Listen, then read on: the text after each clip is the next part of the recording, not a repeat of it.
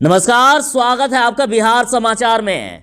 खबर को पहले सुर्खियों में देखिए तो बड़ी खबर आ रही है। राजद नेता ने खुलासा कर दिया है, कह दिया है कि हमारे 16-17 एमएलए को जबरदस्ती हराया गया। इसका खुलासा बहुत ही जल्द होने वाला है और सरकार फंसने वाली है। फिर से तेजस्वी यादव मुख्यमंत्री बनेंगे और ये वर्तमान सरकार गिरने वाली है। तो वहीं तेज प्रताप यादव ने कह दिया है, सीएम नीतीश कुमार जी, यदि आप अपमानित होने से बचना चाहते हैं तो अब भी समय है कि आप राजद के साथ आ जाए और तेजस्वी को जिम्मेदारी दे दे और सम्मान के साथ राजनीति से संन्यास ले ले। तो वहीं कांग्रेस के 136वां स्थापना दिवस पर कांग्रेस ने भी नीतीश कुमार को ऑफर दे दिया है कि आ जाइए महागठबंधन में, इसी में आपकी भलाई है और तेजस्वी यादव को मुख्यमंत्री बना दीजिए। तो वहीं बिहार वालों को नए साल का तोहफा मिलने वाला है। बिहार में बम्पर बहाली होने वाली है, जल्द ही खुलेगा नौकरी का पिटारा। बिहार वालों को नए साल का तोहफा 2021 में 2 लाख से भी ज्यादा नौकरियां मिलेगी बिहार वालों को। सीएम नीतीश कुमार लाचार, ना ही कैबिनेट का विस्तार करना बन पा रहा है और ना ही बीजेपी के खिलाफ कुछ बोलने का बन पा रहा है। अरुणाचल प्रदेश में जो कांड हुआ उसके बाद से नीतीश कुमार गुस्साए हुए थे और आज अपनी सारी भड़ास निकाल दी। उन्होंने बीजेपी के खिलाफ जोरदार हमला बोल दिया। बीपीएससी अभ्यर्थी एग्जाम देने के लिए इस कड़ाके की ठंड में मालगाड़ी के ऊपर बैठकर गए थे एग्जाम देने, लेकिन बड़ी खबर आ रही है कि प्रश्न पत्र ही लीक हो गया, परीक्षा का बहिष्कार किया गया।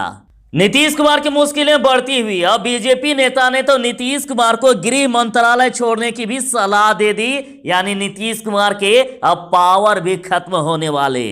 सीएम नीतीश कुमार जी ने कहा कि मुझे नहीं बनना है मुख्यमंत्री, एनडीए चाहे जिसे उसे बना दे। तो इसको लेकर आरजेडी की तरफ से कहा गया है कि संकेत आना शुरू हो गया है, यानी नीतीश कुमार को भी अब लगने लगा है कि उन्हें सीएम पद से कहीं नहीं हटा दिया जाए।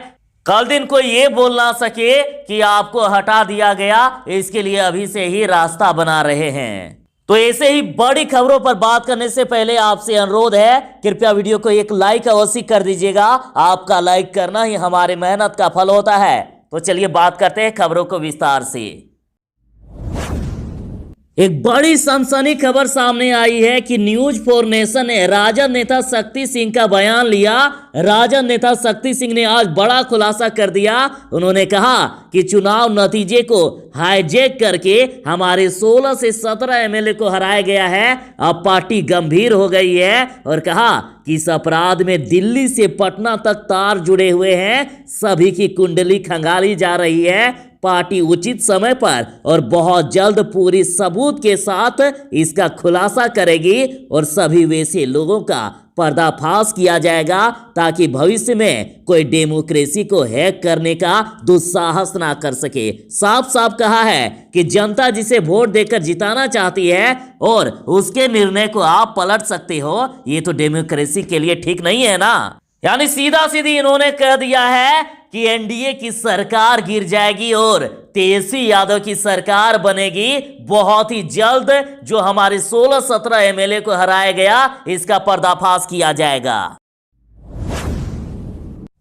तो भले ही सीएम नीतीश कुमार की पार्टी का कम सीट आया हो, बीजेपी बड़े भाई के तौर पर हो, लेकिन सारे बड़े फैसले लेने का अधिकार सीएम नीतीश कुमार ने अपने ही पक्ष में रख लिया था। गृह मंत्रालय उन्होंने अपने पक्ष में रखा था, लेकिन यहां तो नीतीश कुमार के ये भी पावर जाने वाले हैं। देखिए, बीजेपी नेता ने नीतीश कुमार से गृह मंत्रालय छोड़ने की सलाह दी। तो जहां अरुणाचल प्रदेश में सीएम नीतीश कुमार की पार्टी को बीजेपी ने कड़ा तमाचा मारा, तो वहीं अब बिहार में भी उनकी सभी पावर छीनने वाली।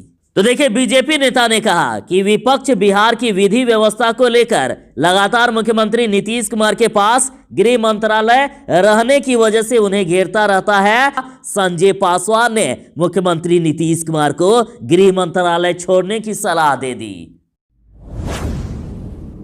नीतीश कुमार जी ने यह बयान दिया है कि मुझे नहीं रहना है मुख्यमंत्री, एनडीए जिसे चाहे उसे बना दे। तो इस पर राजद की तरफ से अवध बिहारी चौधरी का कहना है कि संकेत आना शुरू हो गया है। जिस तरह से अरुणाचल प्रदेश में कांड हुआ है, जदयू पर जिस तरह से धोखा किया बीजेपी ने, यानी अब नीतीश कुमार को भी कहीं ना कहीं लगने लगा है कि कल दिन यदि मुझे निकाल दे, मुख्यमंत्री पद से हटा दे, तो कल कोई ये ना कह सके कि मुझे हटा दिया गया। इसलिए पहले ही मुख्यमंत्री जी कह रहे हैं कि मैं नहीं बनना चाहता, मुझे जबरदस्ती बना दिया गया, मुझे इस पद की कोई भी लालच नहीं। यानी कल दिन यदि हटा भी दे तो कोई नीतीश कुमार पर ताना ना मार सके।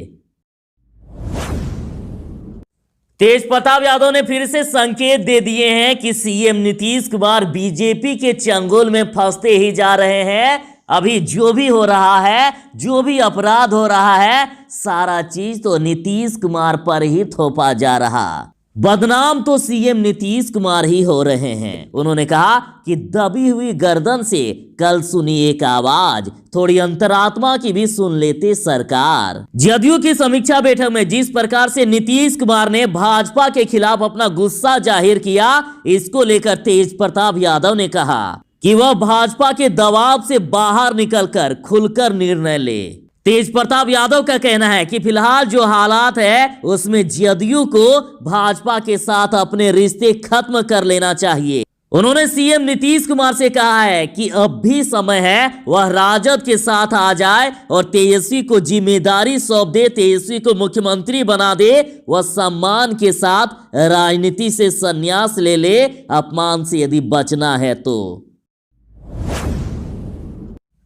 सरकार ने चुनाव के पहले वादा किया था कि 19 लाख बिहार वालों को रोजगार दिया जाएगा, जिनमें से कई सरकारी नौकरियां भी शामिल हैं। तो अब सरकार बिहार वालों को नए साल का तोहफा देने जा रहा है। अच्छी खबर है, नए साल 2021 में बिहार में जॉब की भरमार लगेगी और करीब 2.5 लाख नौकरियां निकलने वाली है। बिहार में नए साल 2021 में अस्थायी, नियोजित और संविदा आधारित पदों पर लाखों की संख्या में नौकरियां मिलने वाली है बिहार वालों को।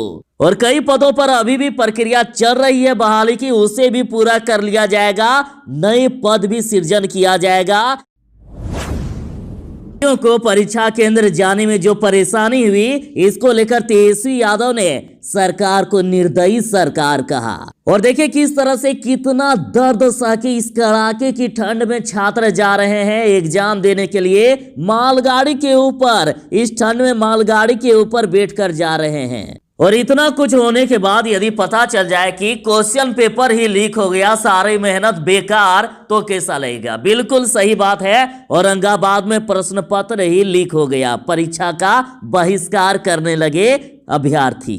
परीक्षार्थियों ने जमकर हंगामा किया, प्रशासन के खिलाफ नारेबाजी भी की, या यूं कहें तो परीक्षा देने से ही साफ तौर पर इंकार कर दिया था इन्होंने। कहा जा रहा है कि नीतीश सरकार को सच से नफरत है। पीएमसीएच की स्वास्थ्य व्यवस्था की खुल गई पोल तो प्रेस पर ही लगा दी पाबंदी। पीएमसीएच में मीडिया पर प्रतिबंध लगा दिया गया। कहना है कि नीतीश सरकार के अफसरों को सच से नफरत है। मीडिया अगर सच दिखाती है तो पाबंदी लगा दी जाती है। पीएमसीएच में फोटो लेने पर पाबंदी लगा दी गई है। पीएमसीएच में मरीजों की परेशानी को आम लोगों तक पहुंचाने एवं दिखाने में मीडिया को रोकने की भरपूर कोशिश की गई है ताकि सुशासन की पोल न खुल जाए। राजद ने कहा है कि नीतीश कुमार की सरकार इंसानों की जान से खिलवाड़ कर रही है, इन पर तो केस दर्ज कर देना चाहिए। देखिए खबर आ रही है कि नसें जोड़े बिना ही चढ़ाया प्लास्टर और बाद में काटना पड़ा पैर। तो इस पर राजद ने कहा कि किसी की लापरवाही से यदि पैर कट जाए तो आप क्या सजा देंगे उसको। देखिए इसके लिए तो शिथिल और संवेदनहीन स्वास्थ्य मंत्री मंगल पांडे और बिहार सरकार पर केस दर्ज होना चाहिए और दोषियों को जेल भेजा जाना चाहिए, सरकार के अधिकारियों को जेल भेजा जाना चाहिए। कहा इंसानों की जान से खिलवाड़ नीतीश कुमार सरकार का 15 साल पुराना पसंदीदा खेल है। बिहार में जल्द खुलेगा नौकरी का पिटारा और 10,000 पदों पर बहाली होने वाली है। 1 से 2 महीने में यह प्रक्रिया पूरी भी कर ली जाएगी। तो देखिए, रामसूरत राय ने कहा है कि बिहार के राजस्व विभाग में 10,000 पदों पर सरकारी वैकेंसी निकाली जाएगी और यह प्रक्रिया मार्च महीने तक पूरी भी कर ली जाएगी। बिहार में तो अब दिन दहाड़े अपराध हो रहे हैं। देखिए, गोरी में घर के बाहर खाट पर बैठे वृद्ध की गोली मारकर हत्या कर दी गई। जमुई में तो बदमाशों ने युवक को जिंदा जला दिया, तो वहीं एक वृद्ध की गला रेतकर हत्या कर दी गई। तो इस पर राजद की तरफ से कहा गया कि बिहार में सिर्फ नीतीश कुमार जी ही सुरक्षित हैं, बाकी सब किस्मत के भरोसे और अपराधियों के भरोसे है। जो सीएम कहता हो कि मुझे सीएम बनने का मन नहीं था मगर बना दिया गया, तो ये तो यही बात हो गई ना कि विद्यार्थी अच्छा परिणाम यदि नहीं दे पाता है तो वो बहाना बनाता है कि हमें पढ़ने की इच्छा नहीं थी लेकिन नामांकन करा दिया गया।